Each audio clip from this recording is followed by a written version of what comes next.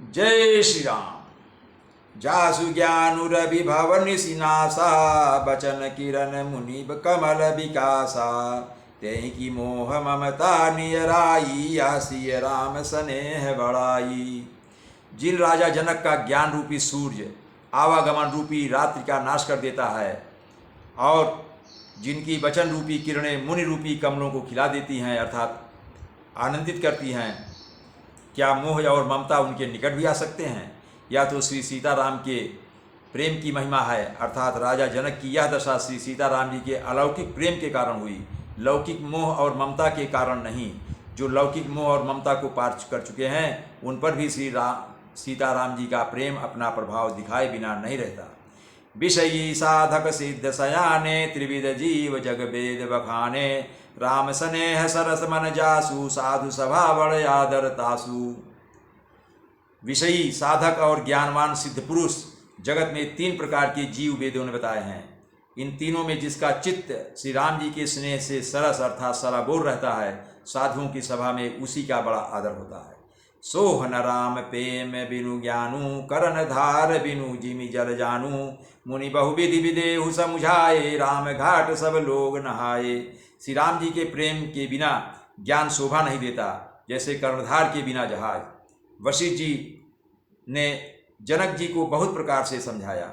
उसके पश्चात सब लोगों ने श्री राम जी के घाट पर स्नान किया। सकल शोक संकुल नर नारी शोभा सरुबी तेउ बिनु बारी पशु खग मृगन न कीन हारू प्रिय परिजन कर कौन विचारू। स्त्री पुरुष सब शोक से पूर्ण थे अर्थात दुख में डूबे हुए थे। वह दिन बिना ही जल के बीत गया। भोजन की बात तो दूर रही, किसी ने जल तक नहीं पिया। पशु पक्षी और हिरणों तक ने कुछ आहार नहीं किया। तब प्रियजनों एवं कुटुंबियों का तो विचार ही क्या किया जाए। दो समाज निमिराजू रघुराजु नहाने प्रात बैठे सब बट बिटप तरह मन मलिन कृषगात। निमिराज जनक जी और रघुराज रामचंद्र जी तथा दोनों ओर के समाज ने दूसरे दिन सवेरे स्नान किया और सब बड़ के वृक्ष के नीचे जा बैठे। सबके मन उदास और शरीर दुबले हो गए हैं। जे महिषूर दशरथ पुरवासी जे मिथिलापति नगर निवासी हंस वंश गुर जनक पुरोधा जिन जगमग परमारथ शोधा।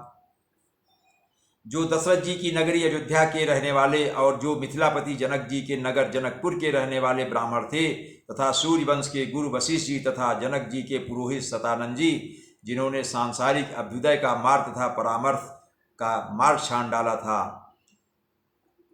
अनेकों उपदेश देने लगे कहान उपदेश अनेका सहित धर्म नय विरति विवेका कौशिक कही कही कथा पुरानी समझाई सब सभा सुबानी। वे सभी लोग धर्म नीति वैराग्य और विवेक युक्त अनेकों उपदेश देने लगे। विश्वामित्र जी ने पुरानी कथाएं अर्थात इतिहास कह कहकर सारी सभा को सुंदर वाणी से समझाया। तब रघुनाथ कौशिक कहेऊ नाथ काली जल बिनु सब रहेऊ मुनि कहा उचित कहत रघुराई गयऊ बीत दिन पहर अढ़ाई। तब श्री रघुनाथ जी ने विश्वामित्र जी से कहा कि हे नाथ, कल सब लोग बिना जल पिए ही रह गए थे, अब कुछ आहार करना चाहिए। विश्वामित्र जी ने कहा कि रघुनाथ जी उचित ही कह रहे हैं, ढाई पहर दिन आज भी बीत गया। ऋषि रुकर लखी कहा तेरे हुति राजू यहाँ उचित नहीं यसन अनाजू कहा भूप भल सबहि सुहाना पाए रजायस चले नहाना। विश्वामित्र जी का रुख देखकर तिरहुत राज जनक जी ने कहा यहाँ अन्न खाना उचित नहीं है। राजा का सुंदर कथन सबके मन को अच्छा लगा। सब आज्ञा पाकर नहाने चले गए। तेहि अवसर फल फूल दल मूल अनेक प्रकार लई आए बन चल विपुल भरी भरी कांवरी भार। उसी समय अनेकों प्रकार के बहुत से फल फूल पत्ते और मूल आदि बहांगियों और बोझों में भर भर कर वनवासी अर्थात कुल किरात लोग लेकर आ पहुंचे। जय श्री राम।